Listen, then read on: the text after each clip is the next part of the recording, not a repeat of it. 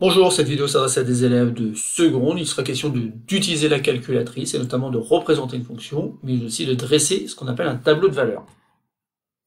Alors pour apprendre à utiliser donc la calculatrice, on va faire ce petit exercice où h est une fonction définie sur l'intervalle moins de 2 par l'expression h de x égale x au cube moins 5x plus 7. Donc dans un premier temps, il faut afficher à l'écran de la calculatrice la courbe représentative de la fonction h. Et vérifier que h admet bien un maximum et un minimum sur l'intervalle moins de 2. Ensuite, il faudra afficher à l'écran de la calculatrice une table de valeurs de la fonction h avec ce qu'on appelle un pas de 0,1. Et enfin, il faudra donner un encadrement du maximum grand M et du minimum petit m de la fonction h sur l'intervalle moins de 2. Alors, pour faire cet exercice, je vais utiliser donc une calculatrice de la marque Casio. Il faut savoir que toutes les calculatrices de la marque Casio fonctionnent de la même façon. Pour commencer, on a un menu avec différentes options. Et le menu qui va m'intéresser ici, bien sûr, c'est le menu graphe, qui pour moi est le menu 5, mais qui pourrait être un autre numéro. Donc, je vais aller donc dans le menu graphe, alors peut-être utilisant donc les flèches directionnelles ici. Donc j'ai appris une première fois dans le menu graphe, et il se peut très bien que vous ayez déjà quelque chose, parce que votre calculatrice a déjà été utilisée. Donc si ça vous embête, on va faire F2, delete, et en fait on va effacer, donc en disant oui, F1. Voilà, et maintenant je n'ai plus rien à l'écran de ma calculatrice, sauf la possibilité de tracer des courbes, Y1, Y2, etc. Donc la courbe qui nous intéresse, c'est une courbe d'équation y égale x au cube moins 5x plus 7. En effet, ici, la calculatrice va me représenter tous les points de coordonnées x, y, vérifiant le fait que y soit égal à h de x, ou encore le fait que y soit égal donc à x au cube moins 5x plus 7. Donc voilà, donc il n'y a rien de surprenant ici, est-ce qu'on est y à côté ici, à gauche, sachant qu'on va pouvoir donc, sur cette calculatrice, bien sûr, représenter plusieurs courbes. Sauf que dans cet exercice, bien sûr, on a l'occasion ici de représenter qu'une seule courbe, qui est la courbe de la fonction h. Donc je vais taper donc l'expression x au cube. Alors première chose déjà, sur cette calculatrice-là, les variables, on les trouve ici avec un grand X d'ailleurs. Dommage que ce ne soit pas un petit x. Donc j'appuie sur cette touche-là, donc grand X, qui représente pour ma calculatrice un petit x. Un petit x, je vais élever au cube, pour cela à la puissance 3. Voilà. Et ensuite, je vais taper donc moins 5x. Alors, moins 5, continue à utiliser la variable x, plus 7. Voilà, j'ai donc tapé donc y égale x au cube, moins 5x plus 7, y1 parce que ça concerne la première courbe, et la seule qu'on va tracer dans cet exercice. J'appuie sur Entrée, et bien sûr il ne se passe rien, puisque je vais d'abord demander dans un premier temps de dessiner, et dessiner donc c'est F6. Alors, petit problème dans un premier temps, c'est que je ne vois rien apparaître. Enfin, il y a peut-être quelque chose qui a été tracé, mais on ne voit pas très bien. C'est normal, parce que ma calculatrice, je l'ai utilisée dans un autre exercice, et en fait, ici, la fenêtre n'est pas adaptée. Et la fenêtre, va falloir, sur cette calculatrice-là, en fait, être capable de la modifier. Et fenêtre ici, vous voyez bien Window, et donc je vais utiliser la touche Shift, et donc Window. Et donc là, j'ai les dimensions de ma fenêtre. À les dimensions de ma fenêtre, il va falloir faire très attention. Ici, on a une fonction, par exemple, qui est définie sur l'intervalle moins de 2. Ça veut dire que les x vont de moins 2 jusqu'à 2. Et donc ici, je vais modifier x max, qui doit prendre simplement la valeur 2.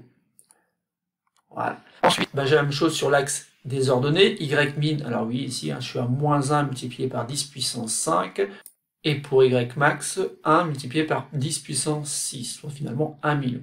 Bon, forcément, ici, on va commencer avec des choses plus classiques. Bon, je sais pas, on fait un premier essai peut-être avec moins 10, donc, et un deuxième essai avec, pour le maximum, donc 10. Voilà, alors il faut bien comprendre qu'on va faire par essai. C'est une méthode par essai afin d'obtenir la fenêtre la plus adaptée. Voilà. Il se passe toujours rien, c'est normal, il va falloir maintenant demander à nouveau de tracer la courbe. Voilà. Bon, mon essai n'est pas trop mal, sauf qu'en fait, c'est pas suffisant encore, puisqu'il me manque un morceau ici de courbe, là. Donc, un morceau de courbe, donc je vais revenir dans la fenêtre. Et dans la fenêtre, justement, je me suis rendu compte que ça ne servait à rien de descendre jusqu'à moins 10, qu'il ne se passe pas grand-chose. Par contre, je peux aller jusqu'à moins 1. Et par contre, le maximum, sur l'axe des ordonnées, 10, c'était pas suffisant. Donc, je vais essayer 15, par exemple. Voilà. Donc je sors à nouveau et je demande à nouveau la courbe. Et là, donc c'est pas trop mal, puisqu'en fait j'ai toute la courbe qui est dessinée, et je peux maintenant vérifier que la fonction h amène bien un maximum pour une certaine valeur de x, mais aussi un minimum pour une certaine valeur de x. Bon, le seul problème ici, par exemple, c'est que 0, je ne le vois pas très bien, donc je peux assez rapidement donc me dire, bah, finalement, moins 1, c'était pas terrible, je vais plutôt prendre, allez, moins 3, afin de bien voir les graduations. Donc je sors à nouveau, dessine, voilà. Bon, j'ai moins 1, 0, 1. Et donc je pourrais me dire, bah voilà, j'ai demandé davantage de graduation, parce que j'ai l'impression ici que bah, malheureusement je n'arrive pas à lire. Donc je reviens dans Windows, et là en fait, au lieu de monter, d'aller de 1 à 1 sur avec des abscisses, peut-être aller de 0,2 en 0,2. Même chose pour l'axe des ordonnées, parce que là en fait c'était resté à 400 000 l'écart entre chaque graduation, donc forcément il n'y avait pas grand chose. Bon, bah là par contre je vais aller de 1 en 1, voilà. Donc, alors il faut savoir que toutes ces manipulations, bon, on est amené à les faire régulièrement. Donc il va falloir maintenant vérifier que c'est pas trop mal. Voilà, là c'est un peu mieux parce que j'ai des graduations, même si c'est pas suffisant sûrement pour faire les lectures graphiques, je peux imaginer un petit peu à quoi cela correspond, les valeurs que je cherche. Alors on a vérifié que donc h admettait bien un maximum, il y a bien une valeur pour laquelle bah, h de x est maximal, mais aussi pour une valeur de x pour laquelle h de x est minimal. Maintenant, deuxièmement, il va falloir donc dresser donc une table de valeurs afin en fait de déterminer un encadrement de ce maximum, mais aussi de ce minimum. Alors cette fois-ci, je vais sortir et encore sortir pour arriver au menu. Et là, plutôt, je vais aller plutôt dans le menu table. Autrement dit, je vais essayer d'avoir une table de valeurs ou un tableau de valeurs. Voilà. Vous voyez que la fonction que l'on a représentée est toujours présente. Maintenant, bah, je vais essayer d'avoir un tableau de valeurs. Et pour avoir le tableau de valeurs, en fait, dans un premier temps, je peux appuyer tout simplement sur la table. Et en fait, ici, bah, vous voyez que j'ai les images des nombres 1, 2, 3, 4, 5, etc. Bon, le gros problème, c'est que ça ne correspond pas trop à mon exercice parce que ma fonction h n'est définie que sur l'intervalle moins de 2. Et donc là aussi, je vais sortir pour définir en fait mon tableau de valeurs. Donc j'appuie sur F5. Et là, donc je veux commencer à moins 2 et terminer donc à 2. Et après, il y a un pas. Et pas en anglais, bah, step. Et ben, je vais mettre 0,1. Et ainsi, donc, dans mon tableau, je vais avoir davantage de valeurs, et surtout les valeurs qui m'intéressent, celles qui sont comprises dans l'intervalle moins de 2. Voilà. Et donc, je peux lire maintenant les images des nombres moins 1,9, moins 1,8, moins 1,7, etc. Et donc, on va pouvoir trouver un encadrement du maximum. Donc, on va essayer de savoir un petit peu quelle est la valeur maximum que l'on obtient. Bon, bah, il semblerait qu'on l'ait déjà obtenue, ou du moins, il semblerait qu'elle soit comprise entre 11,303 et 11,272, ou plutôt l'inverse d'ailleurs. Donc, je peux dire que M est compris entre 11,272 et 11,303. Et on va faire de même donc pour trouver le minimum. Donc on va essayer de savoir quelle est l'image la plus petite que l'on obtient. Donc ça continue à diminuer, continue à diminuer. Voilà, on est à 3. On continue à diminuer. Ah, ça remonte par la suite.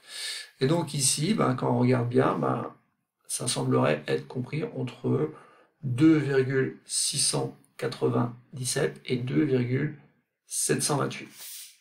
Et donc ça y est, on a trouvé donc un encadrement du maximum et du minimum. On sait d'ailleurs qu'il est atteint pour des valeurs comprises pour le minimum, puisque c'est encore à l'écran, entre 1,2 et 1,3, alors que pour le maximum, eh ben, on va aller chercher donc que c'est tout simplement compris entre moins 1,3 et moins 1,2. Bon, tout ça bien sûr sont des valeurs approchées, donc on peut aussi faire autrement. Donc c'est pas demandé dans cet exercice, mais c'est un petit supplément, et quelque chose de très simple que je vais vous montrer par la suite. Alors ici l'intérêt bien sûr c'était de faire une table de valeurs, ou un tableau de valeurs, mais on peut très bien retourner dans le menu graphe, et donc quand je retourne dans le menu graphe, menu 5, je redemande à la calculatrice de dresser les courbes. Et là, en fait, on peut demander plein de choses. On peut demander notamment des résolutions graphiques. Alors, vous voyez ici le menu Gsolve. Et donc, en l'utilisant ici, je peux lui demander de faire plein de choses. Alors, dans cette vidéo, bien sûr, je ne vais pas expliquer toutes les options possibles, mais vous voyez que par rapport à notre exercice, qui était en fait de déterminer une valeur approchée du minimum et du maximum, eh ben, je vais pouvoir utiliser les touches F2 et F3. Donc, si j'appuie sur la touche F2, une petite croix vient d'apparaître, et en fait, la calculatrice me dit que pour une valeur à peu près égale à moins 1,2909, etc., quelque chose d'assez précis, eh ben, j'obtiens un maximum qui finalement est un peu différent de ce que j'avais trouvé dans ma table de valeurs. En effet, ici, le maximum semble être égal environ à 11,303 et des poussières, donc un peu plus grand que la valeur que j'avais choisie. Donc vous voyez qu'il peut y avoir une petite différence entre un encadrement obtenu avec une table de valeurs et quelque chose de plus précis, mais qui reste une valeur approchée, obtenue donc avec le menu Gsolve. De la même façon, je peux demander, en utilisant à nouveau le menu Gsolve, le minimum. Et le minimum, je l'obtiens lorsque x est à peu près égal à 1,290, et encore il y a des 9 derrière, plutôt dire 291, et cette valeur minimale, eh ben, elle vaut à peu près 2,6966, etc. On va dire 2,697 une fois qu'on a arrondi. Et donc vous voyez qu'on est très proche de la valeur qui correspondait à notre encadrement ici, donc valeur par défaut. Alors c'est tout pour cette petite vidéo. Il faut savoir que dans ce menu Gsolve, vous allez découvrir pas mal de choses qui vous permettent de vérifier donc des résultats obtenus par le calcul. Notamment ici, vous pouvez calculer donc la valeur de y en donnant une valeur à x, et vous pouvez faire le travail inverse, obtenir la valeur de x en connaissant donc la valeur de y. Et donc c'est tout pour cette petite vidéo.